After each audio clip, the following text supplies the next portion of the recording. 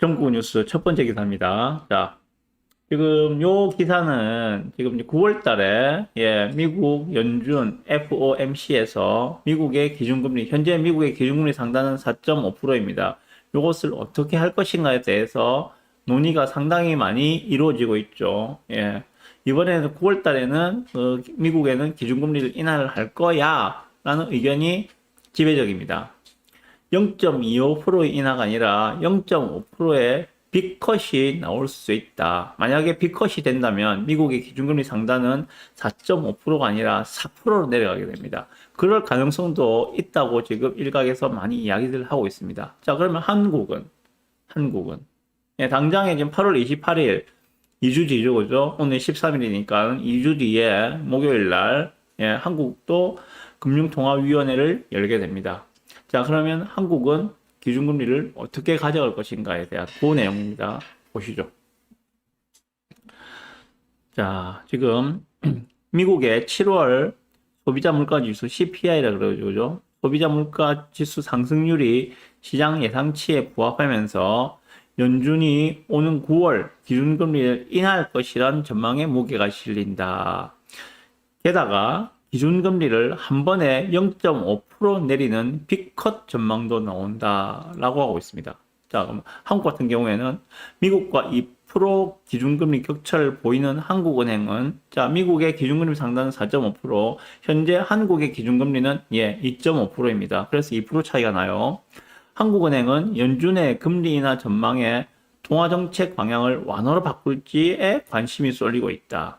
국내 물가가 3% 초반으로 내려오고 경기 반등세가 더딘 상황이지만 이것은 이제 그 금리가 인하될 거라는 그러한 전망에 대한 근거들이 되겠죠. 반면에 가계부채 그리고 원화 약세라는 부담에 선제 완화론과 동결론이 팽팽히 맞서고 있다. 지금 2주 뒤에 한국은행 금융통화위원회에서 기준금리를 어떻게 할 것인지 결정을 하게 되는데 금리를 인하할 것이라는 전망, 그리고 아니야, 금리 이번에도 동결할 것이라는 전망이 팽팽하게 맞서고 있다. 이런 이야기들이 나오고 있습니다.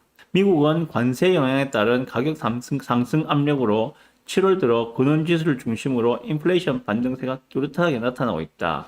지난 6월 소비자 물가 지표에서 장난감, 의류 등 수입 비중이 높은 일부 품목의 가격이 상승한 바 있다. 라고도 이야기하고 있습니다. 지금 미국 같은 경우에는 트럼프 대통령이 그 연준의 파월 의장을 상당히 압박을 하고 있죠, 그죠? 뭐 고소를 한다는 이야기도 나오고 있고, 상당히 압박을 하고 있습니다. 왜? 빨리 금리 인하를 해라. 이게 지금 트럼프 대통령이 미 연준 파월 의장에게 요구하고 있는 것들입니다. 여러 가지 이유가 많죠. 이유가 많은데 어쨌든 빨리 금리 인하를 해야 된다. 이게 지금 트럼프 대통령이 강력하게 요구를 하고 있는데 파월 의장은 좀 꿋꿋하게 맞서고 있죠. 파월 의장의 임기가 아마 내년 5월달인가 뭐 그럴 거예요. 임기도 거의 다 돼가요. 자, 그래서 연준이 지금 금리 인하를 9월달에는 할 것이라는 전망이 상당히 높습니다. 상당히 높아요. 뭐 0.25가 내려올 거라는 것들은 거의 시장에서는 기정사실로 받아들이고 있고, 그러다 보니까는 미국의 뭡니까? 주가는 지금 연일 거의 1% 이상의 상승률을 보이는 대세 상승장을 보이고 있는 중이죠, 그죠? 이렇게 연준의 금리 인하 시계가 빨라지면서 한국은행의 8월 금리 인하 가능성도 덩달아 커졌다. 자, 한국은행은 오는 28일 금통위 회의를 열고 8월 기준금리를 결정한다. 자, 금통위가 주목하는 정책 변수, 금리를 결정할 때 변수는 무엇인가? 여기서 크게 지금 네 가지를 이야기하고 있어요. 수도권의 집값 흐름, 가계부채의 추이, 하반기의 수출 전망, 그리고 내수 회복 속도, 요 네 가지를 고려해서 금리를 인하할 것인지 동결할 것인지 결정을 하겠다. 이렇게 지금 이야기를 하고 있습니다. 지난달 7월달이죠. 7월달에 금통위는 기준금리를 2.5%로 동결하면서 금리 결정에 집값 상승세를 염두에 뒀다라고 이야기하고 있습니다. 7월 달에 한국은행에서 기준금리를 동결한 가장 큰 이유가 집값 상승세에 악영향을 줄 수 있다. 집값이 이렇게 들고 6월 달에 그 서울 수도권 중심으로 집값이 엄청나게 상승을 했었죠. 그죠? 그러다 보니까 7월 달에 한국은행에서는 금리를 동결시키는 그러한 그 선택을 진행했었습니다. 그런데 6.27 대책 이후로 7월달 들어서는 집값이 어느 정도 안정되는 모습을 보였었죠. 그런 것도 덩달아서 이번에 8월달에는 금리 인하의 그 가능성을 높여주는 하나의 요인이다라고 좀 보시면 될 것 같습니다. 어쨌든 수출과 내수 경기를 고려하면 인하를 해야 된다는 필요성이 제기되고 있다고 이야기를 하고 있습니다. 6.27 가계부채 대책이 효과를 발휘하고 있고 건설 경기 부진, 미국 상호 관세로 수출 여건이 악화된 상황을 감안해 한국은행은 이달 금통위에서 기준금리를 0.25% 인하할 것이라고 전망을 하고 있습니다. 9월 달에는 금통위가 없어요. 9월 달에는 금리 결정을 하지 않습니다. 한국은행은. 그래서 7월 달에 동기를 했으니까는 8월 달에는 이번에는 금리 인하를 할 것이다에 대해서 베팅을 많이 하고 있고요. 9월 달은 없고, 그리고 10월 달, 11월 달 두 달 중에 한 번 정도 더 금리 인하를 할 것이다 라는 게 현재 시장에서의 관측이라고 보시면 됩니다. 자, 그렇다면 현재 한국은행의 기준금리 2.5%는 연말 12월이 되면은 2% 정도로 내려갈 가능성이 상당히 높습니다. 기준금리 2%는 무엇을 의미하는가? 거기에 대략 1.2% 정도 가상금리를 더하게 되면은 우리가 시중은행에서 대출받을 때 적용되는 대출금리가 나온다고 보시면 됩니다. 그러면 현재의 대출금리는 어느 정도인가? 현재의 대출금리는 3% 중후반대예요. 3.78% 정도 나올 겁니다. 그게 12월 연말이 되면은 한국은행에서 만약 기준금리를 2% 정도까지 두 번에 걸쳐서 인하를 한다면 우리가 받는 대출금리는 3% 초반, 3.2% 정도 수준까지 떨어질 수 있다. 이렇게 보시면 됩니다. 일단 단기적으로 하반기에 금리에 대해서 이렇게 말씀을 드려보았는데요. 물론 이것은 전망일 뿐입니다. 100% 확실한 건 아니에요. 하지만 그럴 가능성이 매우 높다고 점쳐지고 있습니다. 거기에다가 미국까지도 이번 하반기에 당장에 9월 달부터 금리 인하를 하게 된다면 우리로서는 훨씬 더 금리 인하에 유리한 환경이 조성되지 않을까라고 생각을 해봅니다. 자, 대출금리 3.2%. 무엇을 말하는가? 제가 여러 차례에 걸쳐서 말씀을 드렸습니다.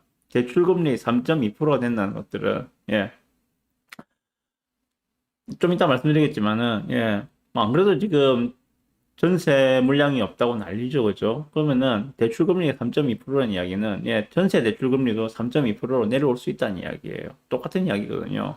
주택담보대출금리나 전세 대출금리나 거의 비슷하게 나오기 때문에 그래서 그 집을 매수를 하려고 하는 수요들이 안 그래도 전세도 없는데 대출금리까지 낮으니까는 게다가 전세가는 많이 보공행진을 하고 있으니까 집값과의 차이가 별로 안 나는 상황.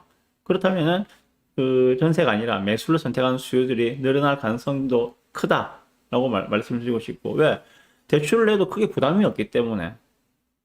그렇다면은 집값이 움직일 수 있는 하나의 요인이 되겠죠, 그죠? 상승으로 갈 수 있는 요인이 될 겁니다. 그러면은 정부에서는 어떻게 할 것인가? 금리를 내리지 않을 수는 없잖아요, 그죠? 대출 금리를 내리지 않을 수는 없어요. 대신에 대출을 타이트하게 막아버릴 거예요. 대출을 타이트하게 막아버리는 정책을 쓰게 될 겁니다. 지금 안 그래도 서울 같은 경우에는 서울 수도권은 6억 이상은 대출을 안 해주고 있잖아요. 아예, 그죠? 아예 안 해주고 있는 상황들. 지금 부산 같은 경우에도 그 소유자가 변경되는 상황에서의 그 전세 자금 대출은 안 해주고 있는 상황이잖아요. 신한은행을 필두로 그렇게 진행하고 있는 상황입니다. 이렇게 정부에서는 금리가 내려가면은 당연히 시중의 유동성이 늘어나면서 집값을 움직일 수 있는 상방으로 움직일 수 있는 요인으로 작용할 수밖에 없기 때문에 오히려 그 대출이라는 수도꼭지를 더 꼭 잠궈버리는 그러한 정책으로 대응을 하지 않을까라고 생각을 해봅니다. 요 기사에 대한 결론입니다. 지금 우리가 지금 어느 정도에 와 있는가, 어느 위치에 있는가를 좀 보셔야 될 것 같습니다. 지금 한국은 금리 인하의 거의 이제 하단부 근처까지 와 있다고 생각이 들거든요. 만약에 기준금리가 2% 정도까지 내려간다면, 연말쯤 해서 2% 정도까지 내려간다면, 거의 이제 그 금리 인하의 하단부에 거의 다다르지 않았는가. 물론 그 밑으로 더 내려가서 1.75, 1.5%까지 갈 수도 있습니다만은, 그건 알 수 없는 일이고, 거의 뭐 발목 정도까지는 내려가는 상황이 아닐까라고 생각이 듭니다. 어쨌거나 지금 금리 인하가 진행되는 그 한 가운데에 들어서 있는 그런 모습들을 보실 수 있고요. 야, 그렇다면은 시중에 공급은 부족하고 금리는 내려가는 상황에서 과연 나는 어떠한 포지션을 선택할 것인가? 현금을 쥐고 있는 포지션을 선택할 것인가? 아니면 그 현금을 자산으로 바꾸는 선택을 할 것인가? 한번 생각해 보시는 밤이 되었으면 좋겠습니다. 네.